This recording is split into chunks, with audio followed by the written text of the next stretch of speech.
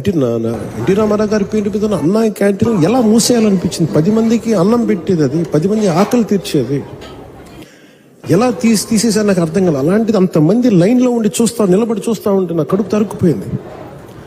నిజంగా తిరిగి అన్నా క్యాంటీన్ని ఆరంభించి కార్మికుల తాలూకా క్షుద్బాధని తీర్చిన చంద్రబాబు గారికి మనస్ఫూర్తిగా ధన్యవాదాలు తెలుపుతున్నాను.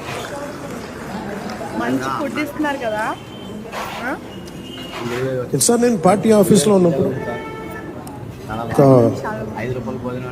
9 నెలల క్రితం